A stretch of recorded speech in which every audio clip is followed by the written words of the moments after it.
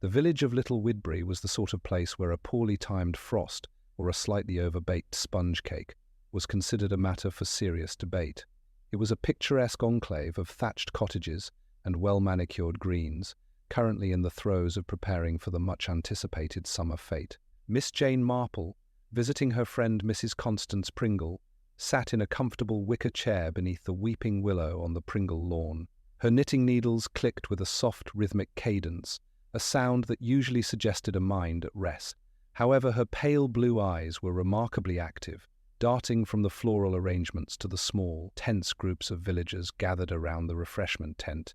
The focal point of the afternoon was the Widbury Heritage Tea, an elaborate affair hosted by Sir Reginald Thorne, the village's most prominent benefactor and a man whose ego was as vast as his estate. Sir Reginald was a figure of polarizing influence. He had funded the new parish hall, but had also successfully sued the local blacksmith over a property line dispute that had lasted 30 years.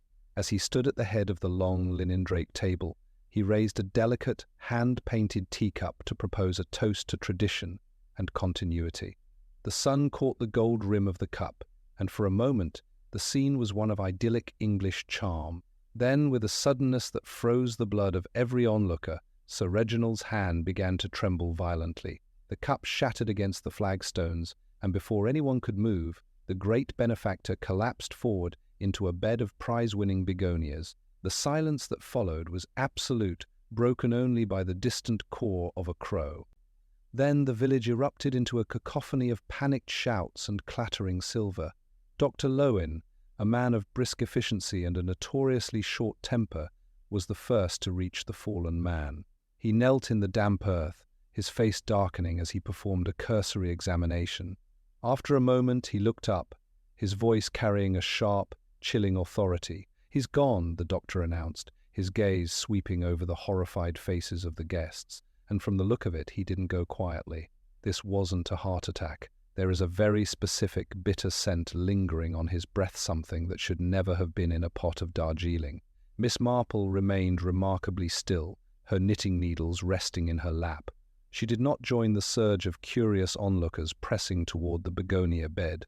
Instead, she watched the reactions of those closest to the table. She noticed the way Sir Reginald's young second wife, Clarissa, took a slow, deliberate step backward, her hand fluttering to her throat in a gesture that seemed almost rehearsed. She observed the local curate, Mr. Tansey, whose face had gone a peculiar shade of grey and who was staring at the shattered remains of the teacup with an intensity that bordered on the obsessive. Most curiously, she saw the village solicitor, Mr. Enderby, quietly slide a small, leather-bound notebook into his pocket before slipping away toward the orchard. To the passing eye, the scene was one of chaotic tragedy, but to Jane Marple, it was a tableau of human character under extreme pressure. She recalled a similar incident in St. Mary Mead involving a poisoned fruitcake and a very ambitious churchwarden. It was a sad truth of village life that the more beneficent a man appeared to be, the more likely he was to be nurturing a dozen small, sharp resentments in those around him. Sir Reginald had been a man who collected obligations like some men collected stamps, and an obligation, Miss Marple knew, was often just another word for a trap. As the village constable struggled to maintain order and Dr. Lowen began to gather the remaining teacups for analysis, Miss Marple felt a familiar sense of quiet, sombre purpose. The summer fete was over, but the unravelling of Little Widbury's secrets was just beginning. Amidst the scattered petals and the scent of expensive tea, one thing was certain. Sir Reginald had not died because of a faulty heart, but because of a very deliberate hand. Miss Marple adjusted her shawl against a sudden cool breeze. She knew that to find the killer, she would have to look past the shattered china and into the long, hidden history of the Thorne estate. The teacup had been a trap, and the village was now caught in its jagged remains.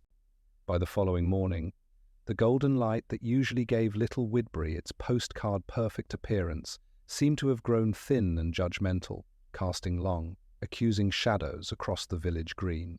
The shocking collapse of Sir Reginald Thorne into the begonias had been dissected in 100 different ways before the milkman had even finished his rounds. While the official investigation was only just beginning, the unofficial verdict was being delivered with every clink of a teaspoon in the local cafes. At the post office, The atmosphere was thick with a mixture of vicarious thrill and genuine dread. To the villagers, a death at a public tea gathering was not just a tragedy, it was a theatrical performance that required a villain, a motive, and a tidy moral lesson to restore the community's sense of order. The general consensus was that the crime was too sophisticated for a common intruder, which meant the darkness was living right among them, possibly sharing their pews or bidding against them at the local produce auctions. Miss Marple, entering the bakery for a modest loaf of brown bread, stood quietly by the window, her presence as inconspicuous as the flour dust on the counter. She listened as Mrs. Gable, the blacksmith's wife, held forth to a captive audience near the bins of crusty rolls. "It's the wife, mark my words," Mrs. Gable declared, lowering her voice to a conspiratorial stage whisper. "Clarissa Thorne is 20 years his junior, and has always looked at the Thorne diamonds with more affection than she ever showed Sir Reginald. I saw her at her feet. She wasn't crying, she was calculating. And they say she has a cousin in town who is a chemist. It's a classic case of a young bird wanting to fly from a very expensive cage." The women around her nodded, their faces reflecting a desperate need to believe that the rot was limited to the outsider who had married into the village's hierarchy. It was far more comforting to blame a trophy wife than to consider that the hand that poisoned the pot might belong to a lifelong neighbour. However, a more pointed and dangerous rumour was beginning to circulate near the church lich gate. This theory involved the curate, Mr. Tansey. It was whispered that Sir Reginald had recently threatened to withdraw his financial support for the roof restoration fund after a heated disagreement over parish boundaries. "The curate has a temper like a dormant volcano," remarked the local grocer to a group of nodding men, "and we all know how much his reputation depends on that restoration project being a success. If Sir Reginald was going to ruin the curate's life work, well, a man of the cloth is still a man of the flesh when he's pushed into a corner. He was the one pouring the tea, wasn't he?" This theory had the weight of social resentment behind it. The village had always found the curate's moralizing a bit hard to swallow, and his supposed guilt provided a satisfying fall from grace. Miss Marple noted how quickly the village sought to assign a role to each participant in the drama, ignoring the subtle inconsistencies in the stories they were so eager to tell. They looked for the obvious motives of greed and temper, while the truth often lay in the quieter, more domestic betrayals that people work so hard to conceal. She recalled the time the churchwarden's daughter in St. Mary Mead had been accused of stealing the Sunday school prizes simply because she had once been seen reading a sensational novel. It had turned out, as Miss Marple well remembered, that the vicar himself, who was notoriously absent-minded, had misplaced the prizes. People in Little Widbury were prone to the same logical leaps. They saw a young wife and thought of inheritance. They saw a frustrated curate and thought of professional ruin. They did not see the small, jagged edges of a life lived under the thumb of a man like Sir Reginald. As the day progressed, the atmosphere became increasingly claustrophobic. The Thorne estate had been cordoned off, and the village solicitor, Mr. Enderby, was seen moving between the solicitor's office and the Thorne residence with a briefcase that seemed suddenly much heavier. Miss Marple observed him from across the street. He was a man who usually moved with a slow, deliberate dignity, but today his steps were jerky and his eyes were constantly scanning the crowd. He reminded her of a mouse that had suddenly realized the cat was not as asleep as it appeared to be. While the village vibrated with loud theories about Clarissa and the curate, it was the silence of people like Mr. Enderby that drew her attention. She knew that the official version of the crime would likely focus on the tea service, but she also knew that Sir Reginald's influence had reached far beyond the gardens of the estate. By the time the evening shadows began to stretch across the green, the village had effectively tried and convicted 3 different people in its mind. But Miss Marple remained unconvinced by any of the loud theories.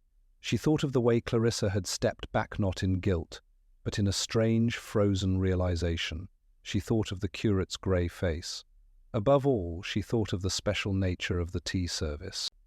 In a village like Little Widbury, tea was a ritual of belonging, and to turn it into a weapon was a betrayal of the highest order. She tucked her bread into her bag and began the slow walk back to Mrs. Pringle's house, her blue eyes reflecting the fading light with a sharp, analytical clarity.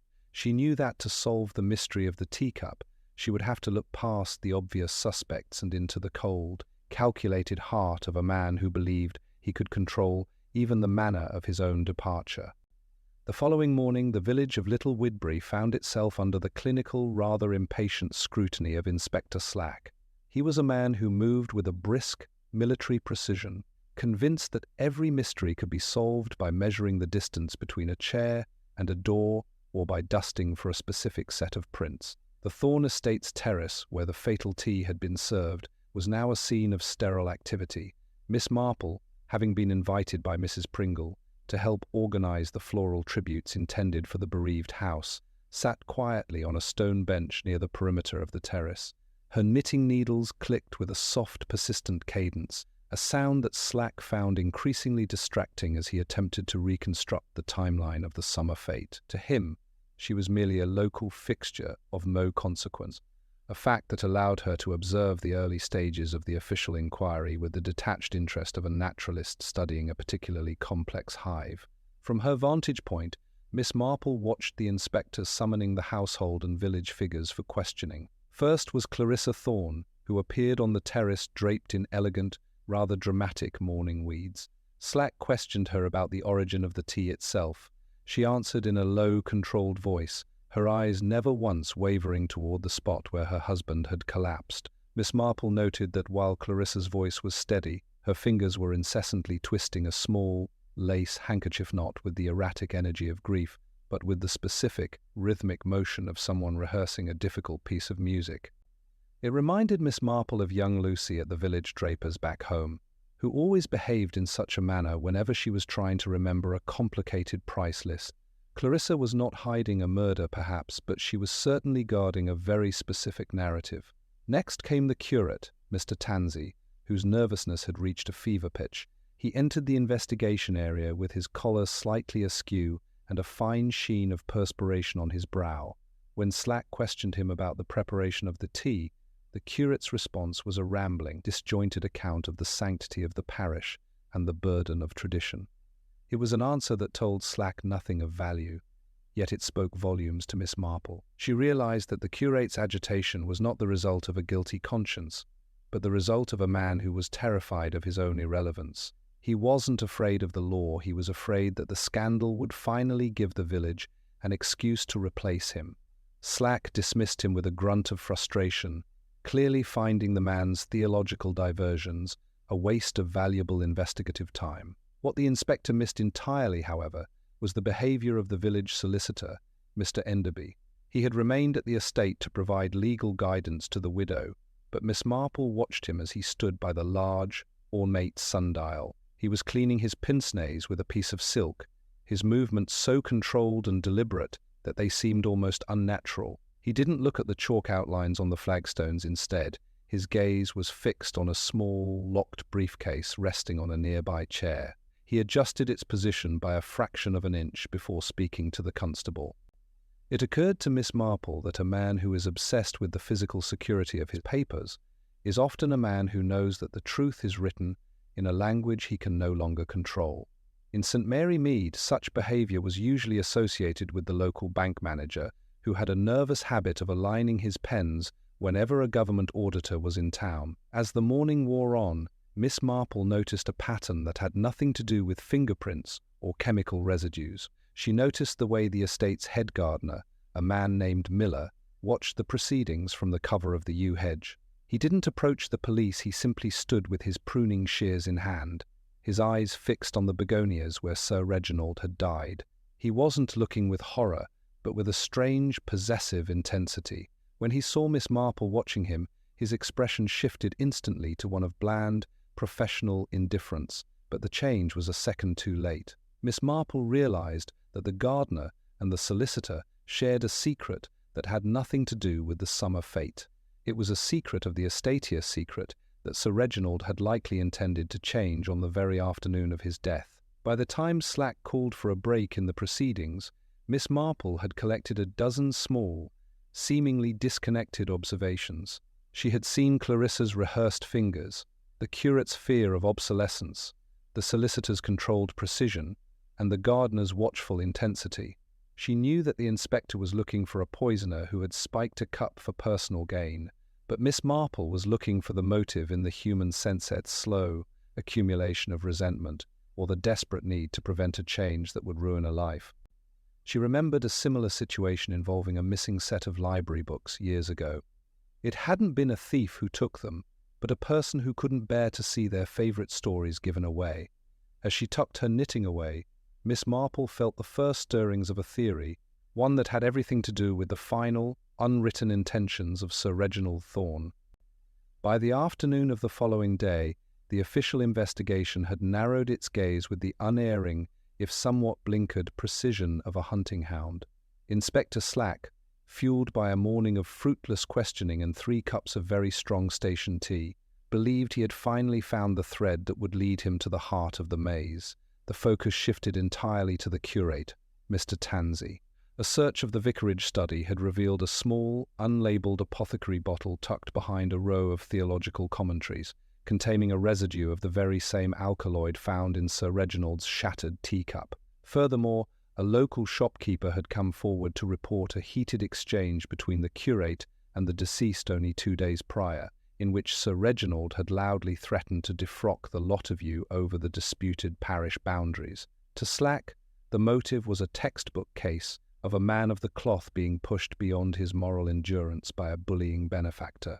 Miss Marple sat in the small, sun-drenched morning room of Mrs. Pringle's house, her needles clicking with a soft, persistent rhythm that belied her intense concentration.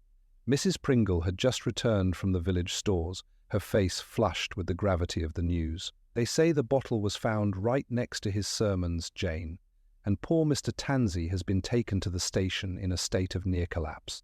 Everyone is saying it was the roof fund that did it. Sir Reginald was going to cut him off entirely, and the poor man just saw red.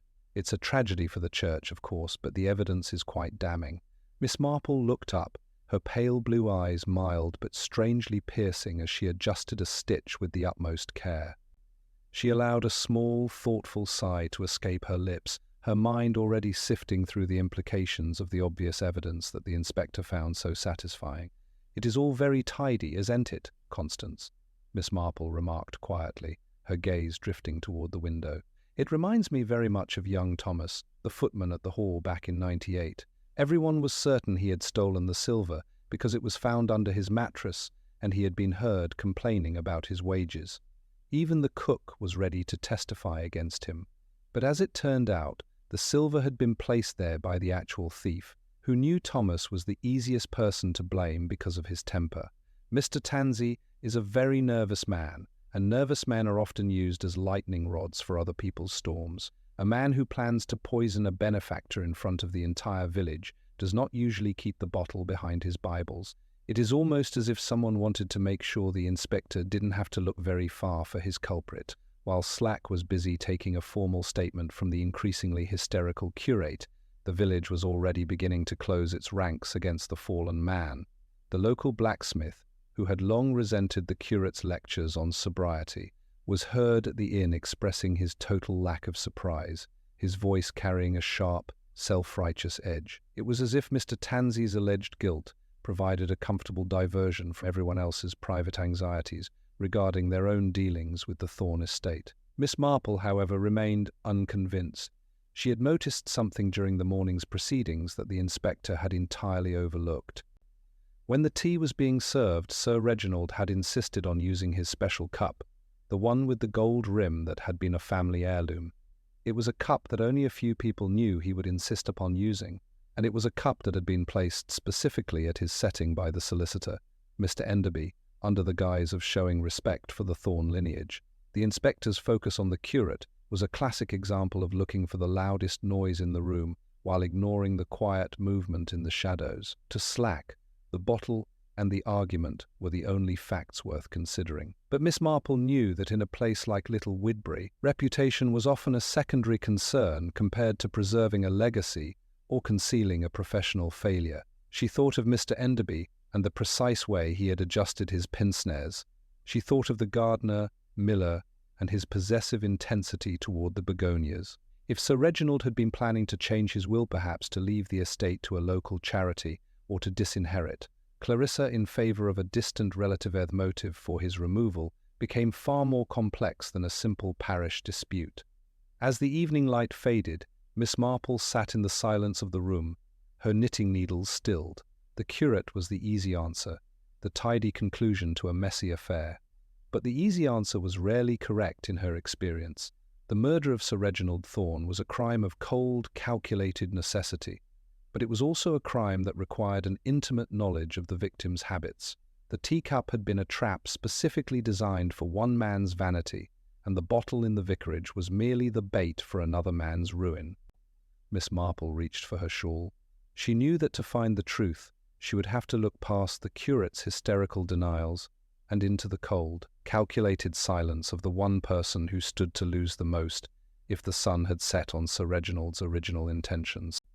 The following morning, the village of Little Widbury remained draped in a heavy, humid stillness that seemed to press against the windows of the Thorne estate like a physical weight, while Inspector Slack was triumphantly cataloguing the contents of the curate's medicine cabinet and preparing a report on the clear-cut nature of the poisoning. Miss Marple returned to the terrace under the modest pretext of searching for a lost knitting guard. The area was deserted, the yellow police tape fluttering listlessly in a faint breeze.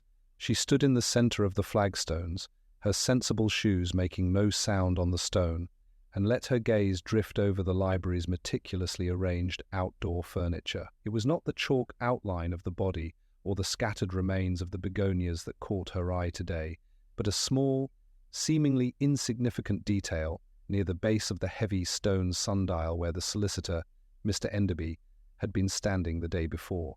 She walked slowly toward it, her eyes narrowing as she peered at a tiny, glistening smear on the grey stone.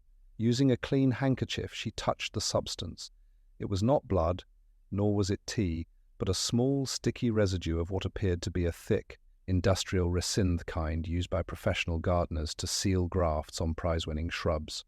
Beside it, caught in a crevice of the stone, was a single, minute fragment of a very thin, blue-tinted glass, not the heavy porcelain of a teacup, but something far more delicate, like the glass used in specialized botanical vials. Miss Marple's brow furrowed in deep thought. She recalled the way the gardener, Miller, had watched the proceedings with such possessive intensity, and the way Mr. Enderby had adjusted his briefcase with such unnatural precision. The discovery of the blue glass fragment was the discordant note in the inspector's simple melody of a vengeful curate. If the murder were a spontaneous act of rage by a nervous clergyman, why would there be a need for professional grafting resin and botanical-grade glass at the scene of the toast? Miss Marple sat on a nearby wrought-iron chair, her knitting needles beginning a slow, thoughtful rhythm that echoed the ticking of a clock. She remembered a similar incident in St. Mary Mead, involving a local nurseryman who had tried to hide a disastrous financial loss by accidentally destroying a rival's crop. People often use a dramatic public event to mask a much quieter, more professional failure. The poisoning of the tea was starting to look less like a crime of passion and more like a very calculated piece of environmental management. She thought of Sir Reginald, a man who viewed his estate as his personal kingdom and his staff as mere extensions of his will. She realized that the special teacup had been a delivery system, but perhaps not in the way the inspector imagined. If the poison had been applied to the rim of the cup using a slow-drying resin, it wouldn't have mattered what was in the pot. The poisoner wouldn't have needed to touch the tea at all. They would only have needed to ensure that Sir Reginald used that specific cup. And who would know better than the solicitor and the gardener that Sir Reginald was a man of inflexible, predictable habits? Miss Marple began to look more closely at the two men's relationship. In St. Mary Mead, there had been a case where the village lawyer and the estate steward had worked in a partnership of systematic theft for years, only to turn on the owner when he threatened an independent audit. If Sir Reginald had been planning to change his will to investigate the discrepancies in the estate's horticultural expenses, he would have signed his own death warrant. The hidden clue of the blue glass suggested a level of scientific preparation that was entirely beyond the curate's capabilities. Mr. Tansey might be capable of a sudden outburst, but he was not capable of the patient, chemical precision required to create a resin-based contact poison. The gardener, however, spent his life working with toxins and sealants, and the solicitor spent his life ensuring that the proper documents were in the proper hands. Miss Marple realized the bottle in the vicarage was a masterstroke of misdirection. It provided the inspector with the how and the who he expected, allowing the why to remain buried in the estate's ledgers. The blue glass wasn't a piece of a teacup, it was a piece of the vial that had contained the concentrated alkaloid before it was mixed with the resin. As she left the terrace, Miss Marple saw the solicitor's car pull up to the main house, Mr. Enderby stepping out with his briefcase held tightly to his side. He looked like a man who believed the world was finally returning to a manageable state of order. Miss Marple adjusted her shawl. She knew now that the teacup and the trap was a much more elaborate mechanism than the village suspected. The curate was merely the bait, and Sir Reginald was the prey. But the real architects of the tragedy were those who understood the value of a legacy that was no longer under the control of its owner. She needed to know exactly what Miller had been grafting in the greenhouses, and for that she would need to pay a very quiet, very observant visit to the Thorne Estate's private conservatory. The heavy, humid air of the afternoon seemed to trap the secrets of Little Widbury beneath a canopy of grey, stagnant clouds. Miss Marple, seated in her accustomed place in Mrs. Pringle's morning room, watched the village green through the lace curtains, her mind sifting through the layers of social artifice she had observed since the death of Sir Reginald. In a village this small, a murder was never a solitary event. It was the final result of years of quiet friction, hidden resentments, and the slow erosion of moral character. The official investigation was busy chasing the curate's shadow, but Miss Marple was more interested in the light that had been cast on the long-buried relationships of the Thorne estate. She knew that to understand the teacup, she had to understand the history of the hands that had moved it, for the past in Little Widbury was never truly dead. It was merely waiting for the right moment to reclaim the present. The first significant revelation came during a quiet conversation with the local postmistress, who mentioned that for the past 5 years, Mr. Enderby had been receiving a peculiar volume of correspondence from a firm of land developers in London. These were not the usual legal documents associated with a village solicitor, but heavy, urgent packages that always arrived just before Sir Reginald's quarterly estate reviews. This suggested that the solicitor was not merely managing the Thorne legacy, but was perhaps negotiating its dissolution. Miss Marple recalled the way Sir Reginald had boasted about the eternal nature of his land. He would never have agreed to a development scheme that would turn his ancestral acres into a housing estate. This established a motive of absolute necessity. If Sir Reginald had discovered that his trusted solicitor was selling the ground out from under his feet, Enderby's career and social standing would have been incinerated in a single afternoon. However, the most startling confrontation occurred when Miss Marple encountered Miller, the head gardener, near the estate's private conservatory. She found him meticulously destroying a tray of rare, blue-tinted orchid seedlings, his face a mask of cold, focused aggression. When she mentioned the unfortunate accident of the shattered teacup, Miller's response was a sharp, bitter critique of Sir Reginald's interference in the botanical management of the grounds. It became clear that the gardener viewed the estate not as a property to be served, but as a laboratory to be mastered. He spoke of Sir Reginald's intention to simplify the gardens and cut the botanical budgeter move that would have ended Miller's expensive and clandestine experiments into alkaloid-heavy plant hybrids. The two men, the solicitor and the gardener, were bound by a shared secret of professional malpractice. One was selling the land, and the other was using it to cultivate a private and dangerous passion. This was the social intrigue Miss Marple so often relied upon to solve a puzzle. She realized that the village was not witnessing a crime of passion, but a partnership of convenience. The solicitor provided the legal cover for the gardener's expenses, and the gardener provided the specialized knowledge required to remove the man who threatened their livelihoods. In St. Mary Mead there had been a similar case involving a local magistrate and his clerk who had spent a decade in a partnership of petty fraud, only to turn to violence when a new, more observant partner was introduced to the firm. Sir Reginald's special teacup was the perfect delivery system for two men who knew his habits better than his own wife did. They didn't need a motive for murder in the grand Shakespearean sense. They only needed to maintain the status quo. As the evening light faded, Miss Marple pondered Clarissa Thorne's position. She had discovered through a chance remark by the vicarage maid that Clarissa had been planning to leave Sir Reginald for months, but was being held back by a financial complication that Mr. Enderby was supposedly resolving. It occurred to Miss Marple that the solicitor was playing a double game, manipulating the young wife's desperation to ensure she remained a silent, if unwitting, accomplice to the estate's mismanagement.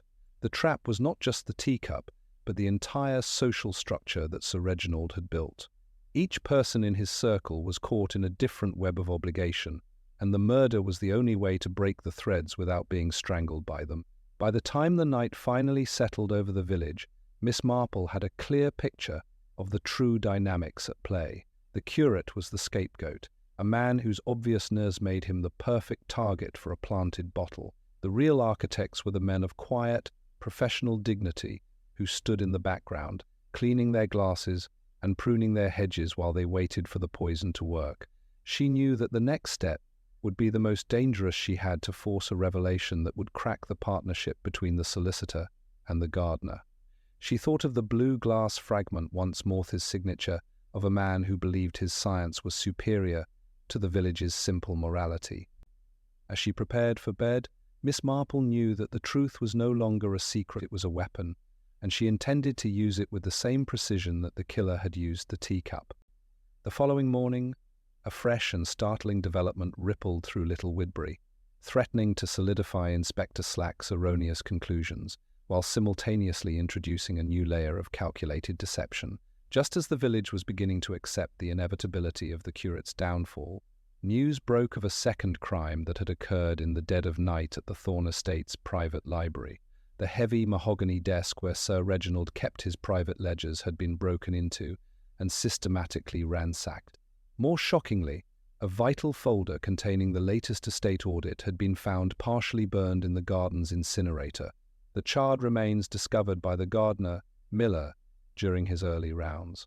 To the inspector, this was the final piece of the puzzle. He viewed it as a desperate attempt by a panicked accomplice of the curate to destroy the evidence of a financial motive, perhaps a secret debt that Sir Reginald had been threatening to expose before the summer fete. Miss Marple, however, viewed this new revelation with a profound and quiet skepticism.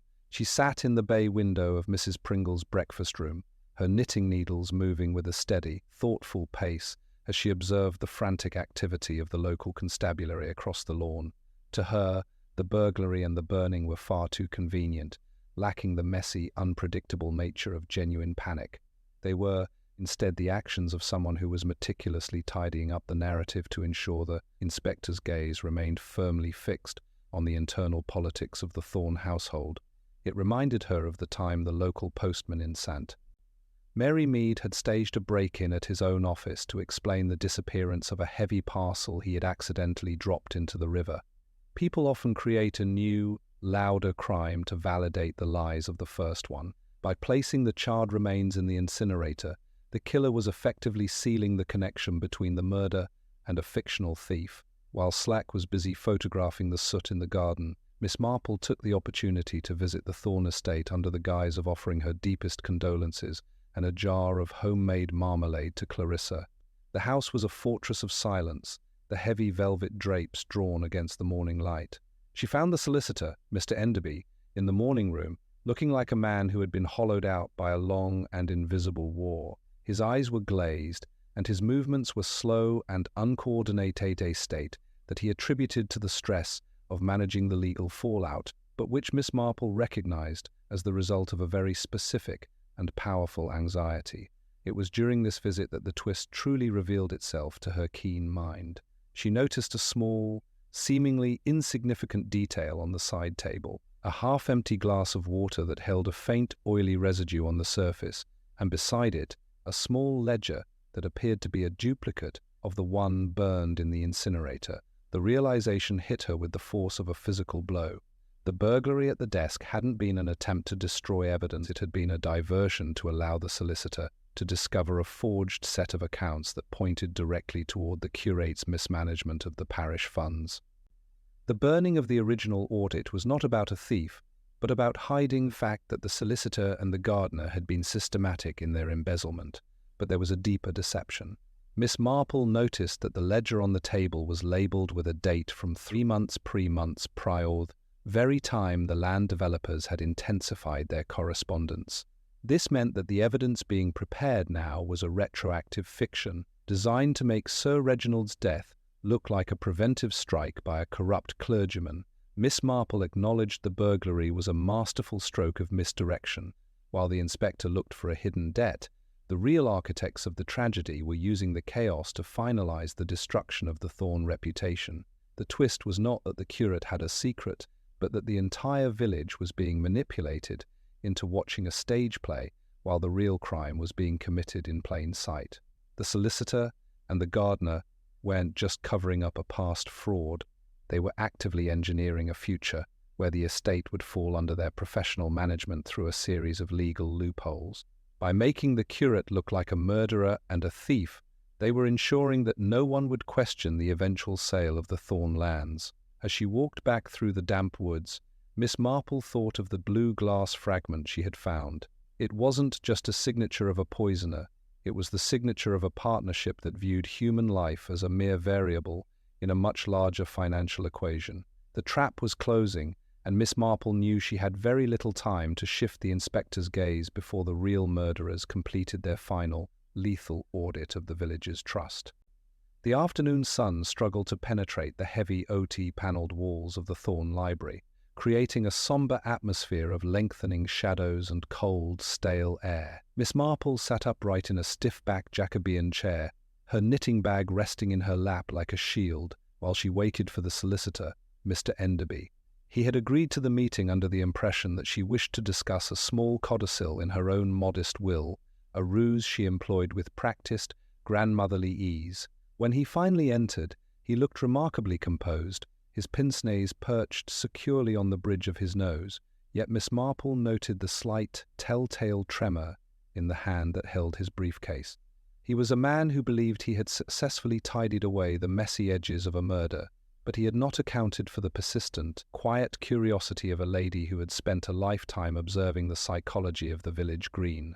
"It is so very kind of you to see me during such a distressing time, Mr. Enderby," Miss Marple began, her voice a soft, tremulous trill that lacked any hint of accusation. "I know how much Sir Reginald leaned on your expertise. It must be a terrible burden to carry the secrets of such a complex estate. I remember a similar situation in St. Mary Mead, where the local solicitor, a very respected man named Mr. Petherick, found himself caught between two very different versions of the truth. He discovered that the most difficult part of his job wasn't the law itself, but the way people try to rewrite their own history when they think no one is looking. He used to say that a forged document is like a loud tie, it draws far too much attention to the person trying to hide their character. She watched Enderby's hands as he sat opposite her. He began to clean his spectacles with a piece of silk, his movements becoming suddenly, sharply rhythmic. "I am sure Mr. Petherick was a very capable man, Miss Marple," Enderby replied, his voice dropping to a dangerous low hum. "But here in Little Widbury, we deal in facts, not village anecdotes. The curate's guilt is a matter of physical evidence. The bottle, the argument, the burned auditite all points to a single, desperate conclusion. It is a tragedy, but a very logical one." Miss Marple nodded sympathetically, her needles beginning to click with a purposeful speed that mirrored the solicitor's growing agitation. "Logic is a wonderful thing, of course. But you know, my dear, I have always found that the truly logical mind often misses the small, artistic touches, like the blue glass fragment I found near the sundial, or the sticky residue of grafting resin. It suggested to me that the poisoner didn't spike the tea, but rather grafted the poison onto the rim of the cup itself. A very scientific method, wouldn't you say? It requires the knowledge of a gardener and the opportunity of a man who handles the family china." She saw the solicitor's jaw tighten, a small muscle leaping in his cheek. The psychological bait had been set. Miss Marple wasn't just accusing him, she was showing him that his professional shield was failing to hide the collaborative nature of the crime. "You see," Miss Marple continued, her tone as gentle as if she were discussing the weather, "Sir Reginald was a man of such inflexible habits that he was almost a clock. He always used the gold-rimmed cup. If someone wanted to ensure his departure without touching the teapot, they would only need to prepare the cup in advance. And who better to do that than the man who was seen arranging the silver service? and the man who spends his days in the conservatory with toxic alkaloids. It occurred to me that a partnership is much like a hedge. It requires two sides to stay balanced. But if one side begins to wither, the whole thing falls over. I wonder, does Miller know that you have a duplicate of the audit he thought he burned? Or is he under the impression that you are both equally protected?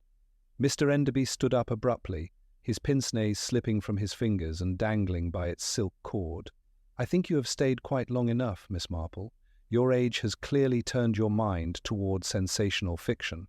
I will not have my professional reputation, or that of the estate staff, questioned by an old woman who spends too much time with her knitting. He walked to the door and held it open, his face a mask of cold, clinical fury. Miss Marple rose slowly, smoothing her tweed skirt with a calm that infuriated him more than any shout could have. She had seen the critical reaction, the flash of genuine terror when she mentioned the duplicate audit, and the way his breath had hitched at the mention of the gardener.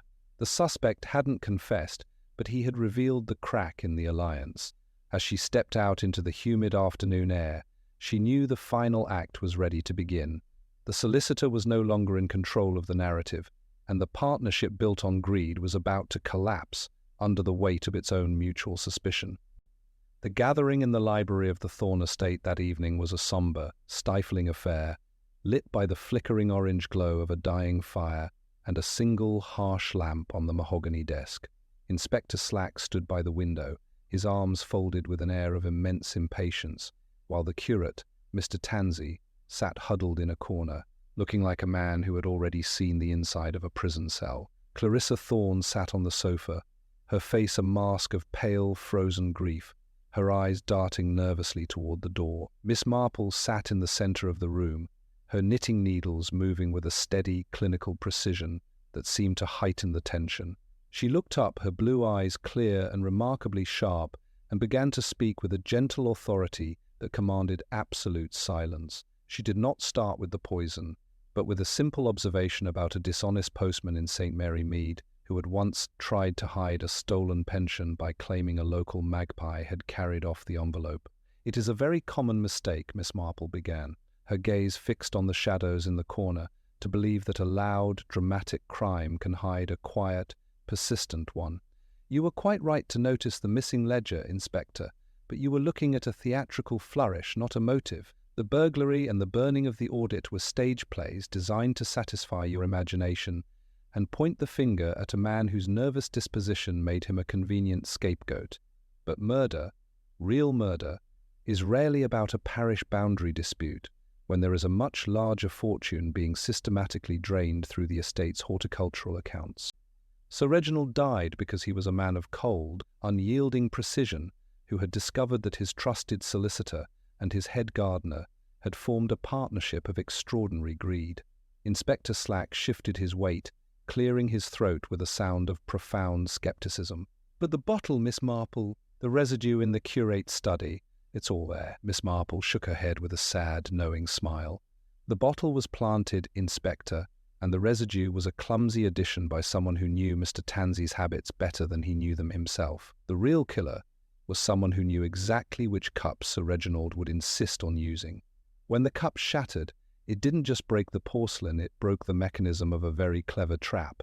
You see, the poison wasn't in the tea at all. It was grafted onto the gold rim of Sir Reginald's special cup using a thick, industrial resin that would only dissolve when it came into contact with the heat of the liquid and the pressure of his lips. It was a botanical execution, performed with the precision of a master gardener. She turned her gaze toward Mr. Enderby and Miller, who stood near the door. The solicitor was cleaning his pince-nez with a piece of silk, his movements so controlled they seemed frozen, while the gardener gripped his cap with hands that were stained with the very resin she had described. The blue glass fragment I found near the sundial and the smear of resin were the true signatures of the killers. Mr. Miller provided the toxic alkaloids from his clandestine hybrids, and Mr. Enderby provided the opportunity. Together, you were selling off the Thorne lands and falsifying the botanical expenses to cover the theft. When Sir Reginald ordered an independent audit, you knew your partnership was over. You didn't just kill him, you attempted to destroy the character of an innocent man to ensure you could continue your work under the guise of managing the widow's affairs. The room fell into stifling silence as the weight of the evidence settled. Miss Marple explained how every detailed solicitor's obsession with his briefcase, the gardener's watchful intensity over the begonias, and the staged burglary had been a layer of a carefully constructed deception. Clarissa Thorne let out a small, strangled gasp as she realized the man who had promised to resolve her financial complications was the very person who had murdered her husband. Mr. Enderby did not move. He stood like a statue of cold, pale marble, but Miller's composure finally broke. The gardener took a step forward, his voice a harsh, bitter snarl as he accused the solicitor of forcing his hand. The alliance of greed had collapsed, as such partnerships always do, under the sudden, blinding light of the truth. You see, Miss Marple continued, her voice dropping to a gentle whisper, it is always the people we trust to maintain the boundaries who have the greatest power to cross them. In St. Mary Mead, we had a similar case with a local magistrate who thought he could rewrite the law because he knew the judge. But the truth is not a document that can be burned or a ledger that can be forged. It is a persistent thing, like a weed that pushes through the most expensive flagstones. You thought the curate was a fool, and perhaps he is, but he is an honest fool. And that is something you could never account for in your cold, logical calculations. As the inspector, finally grasping the scope of the conspiracy, signalled to his constables, Miss Marple simply picked up her knitting bag. She felt no triumph, only a profound, quiet pity for a village that had been so nearly strangled by its own respectability. The Thorne estate would survive, but the tea service of Little Woodbury would never again be viewed with the same innocent simplicity.